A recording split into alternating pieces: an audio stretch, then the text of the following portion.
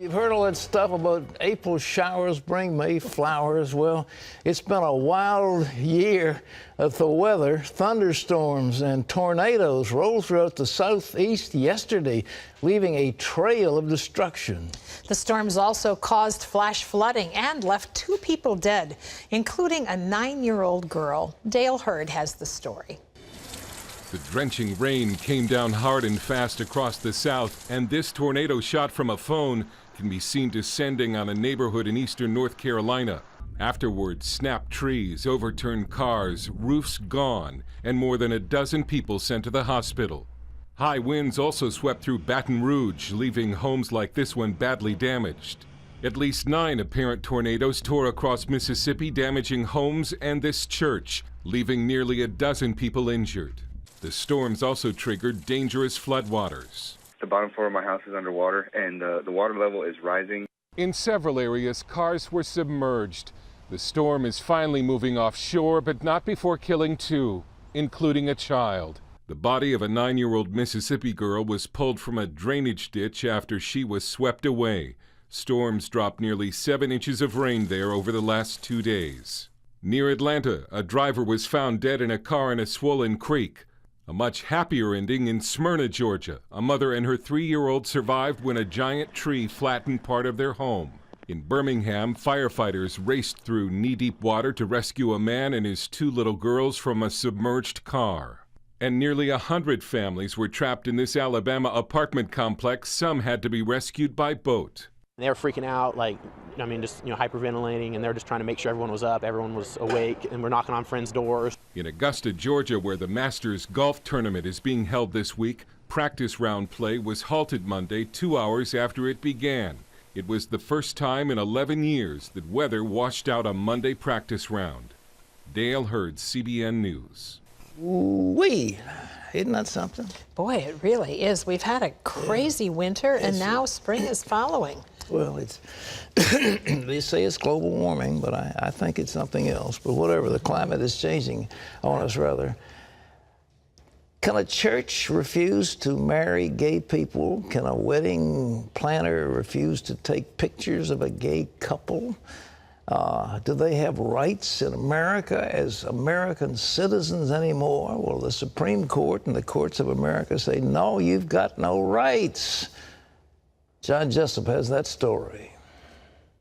Pat, that's right. The High Court refused to take on a case involving a New Mexico photography company's refusal to shoot a gay commitment ceremony. The owners of Elaine Photography declined the job due to their religious beliefs. That led to a discrimination complaint, thousands of dollars in fines, and a lengthy court battle that made it to the state Supreme Court. The photographers say their decision should be protected by free speech rights, but the New Mexico Supreme Court disagreed, leading to an appeal to the Supreme Court. Attorney Jordan Lawrence with the Alliance Defending Freedom represents Elaine Photography. This is not a denial of service situation. This is forcing people to produce and create expression that they don't agree with. Creating the photos that tell the story of a wedding is something that's more than just a service that's being offered. What I'm concerned about is that this is going to embolden those who support redefining marriage to basically to continue on this hunt for people that disagree with them and to hold them up for public scorn and punishment. But the issue is far from settled, as several other similar cases are making their way through the court system. A former IRS official at the center of the Tea Party targeting controversy may have committed crimes as part of that scandal. Investigators say they've discovered evidence that could incriminate Lois Lerner. Lerner headed up the IRS tax-exempt division. The agency targeted Tea Party and conservative groups for extra scrutiny as they tried to gain tax-exempt status. Lerner apologized when the issue first surfaced, but she's refused to answer questions at congressional hearings. A House committee will vote Thursday on whether to hold her in contempt of Congress. And former IRS agents say no progressive groups were targeted for extra scrutiny the way Tea Party groups were. The Daily Caller reports that according to a new congressional staff report, the White House and Democrats are wrong to say some liberal groups were targeted as well. The report says there's no evidence to back that up. Pat? It's a shocking scandal. Lois Lerner was head of the Federal Election Commission. She is the one who targeted Christians, because I know I was the beneficiary of some of her ire when she was in that position. So she moves over to the IRS and gets to be in charge of the tax-exempt branch, or whatever she was doing. She does terrible things, perhaps breaks the law, and then she pleads the Fifth Amendment that I'm not going to testify on the grounds that it might incriminate me. She's working for the government. She's drawing a federal paycheck. She won't answer questions by Congress about what she did while she was drawing that paycheck with taxpayer money. And so far, nothing has happened. They're a little late at coming to the party, but maybe somebody in the House will say, well, we're going to hold you in contempt. Now some of the congressmen are saying the chances are she actually committed some crimes, and there might be something more to it. But it's pretty serious. You take the Fifth, it means that you are hiding something, and you don't want to, quote, incriminate yourself. If you give honest answers, that will set you up for criminal prosecution. And you're not supposed to have to do that under the Constitution. Well, that's fine, but this woman has got to be held accountable for her actions. Well, there's other places that they need to hold accountable, and it looks like Obama has no intention of holding Putin responsible for what he's doing in the Ukraine. John?